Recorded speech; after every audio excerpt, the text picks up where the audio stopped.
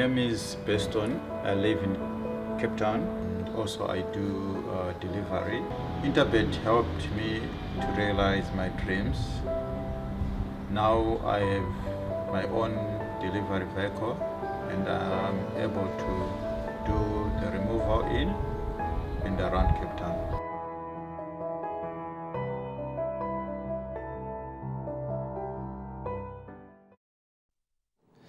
Welcome to the Gallop TV selection show for the race meeting that's scheduled to take place this Sunday, the 12th of March. We've got an action-packed lineup for you. But before we start dissecting the form of race number 1, it's a great pleasure to be working alongside Rahil Radhakrishna. He's going to help us take us through the card, and hopefully he's got some good selections. We can make a good profit. Rahil, how are you doing? I'm sure you're still on a high after that win from Liverpool last weekend. Yeah, I was going to say, I'm sure that many out there that are quite chuffed, but I'm good, Devon, I'm good. Are you good as well? Yeah, I'm okay. I'm recovered, I'm okay. Oh, you're still recovering? It's all good, man. It's been a tough week for United fans, but at least they bounced back to winning ways last night. Yeah, we bounced back and hopefully it continues. But let's get straight into the business end of affairs. Race number 1, we've got an interview with Michael Roberts and Craig Udy. Let's take a look at that first and then we'll give you our selections.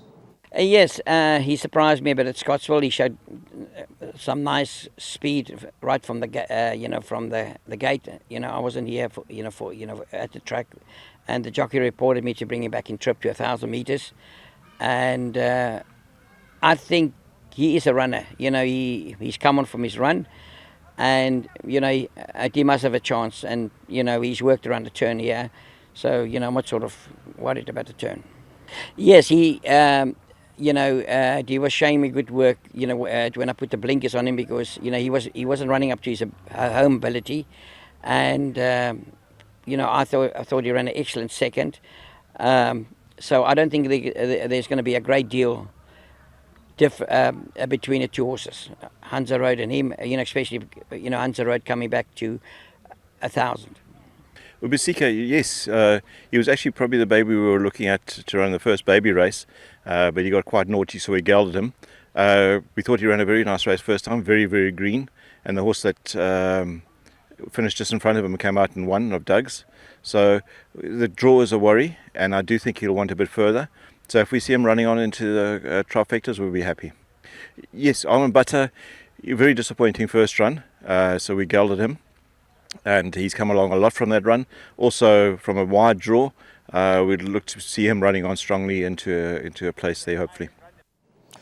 Well, we've had a good look at those interviews, and Michael Roberts could be the stable to follow. Some very, very interesting comments there with regards to number 3, Hansa Road, as well as number 5, Railroad. Michael did say there's nothing much to choose between them. They are both big runners, but the betting says otherwise.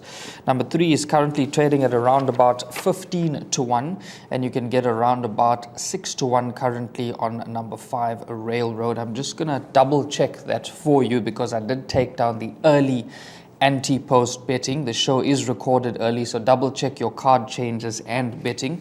Rahil, I thought the principal contenders could be number 6, that is Warrior of Royalty, then number 5, Railroad, as well as number 8, Ubisika, but they are not confident selections because I'm leaning towards the first timer here, number 2, Question of Faith from the Paul Lafferty yard. And I say that because of the race runners, I'm not quite sure the depth of that form, how good it is. And for me, I think the race runners, they will prefer a little bit further. That's my analysis after watching the replay. So there has been betting support for number 2, Question of Fate, opened at around about 33 to 10, now shortened round about 3 to 1, 28 to 10. So there has been some solid support. I'm going to be leaning towards number 2, Question of Fate. Take a good look at this horse going down to the start. And if I like what I see, I'm going to have a bit of a go on number 2. Yeah, I have to agree with you, Devon, because number 6, Warrior of Royalty, you mentioned looking for ground, and full agreement there. He ran over 1,100 on debut, dropped into the 1,000. He's got the experience under the belt. I don't think the 1,000's going to be an issue for him, but definitely if it was over 1,200, he'd... I think you could go in confidently. He goes around the turn for the first time. He's got that run behind Cliffhanger. Imelo coming through to win. So strictly on the line through Imelo. Railroad is held. And when it comes to the bipod, I think numbers 2 and 6 should be good enough. You mentioned number 2, Question of Faith. He's a half brother to Queen of Shadows, who has won from 1200 to 1400. Also related to Quandary, who has won over 1200. And the Dam, Quippy, 1 win over 1400. So the 1000 could just be on the sharper side for him, but no doubt he'll get his speed from the female line. And I think Question of Faith, he's a nice looking individual. And watch these erupts. Some of these erupts are actually doing well over the sprinting trip. So numbers 2 and 6, bipod purposes. Devon, we're both going to go with those 2 horses in race number 1. Definitely, yeah, I'm leaning towards number 2, Question of Faith. Just one more horse to throw into the mix. Number 9, Lightning Jimmy, speedy pedigree here, son of Willow Magic from the Nkobo yard. Cole Dickon, well, unfortunately, he's taken a bit of a fall over at the Val, so just watch for a replacement jockey on horse number 9, Lightning Jimmy. UB Seeker improvement can be expected, but for Devon and myself in race number 1, the start of the bipod, horse number 2, Question of Faith, and number 6, Warrior of Royalty.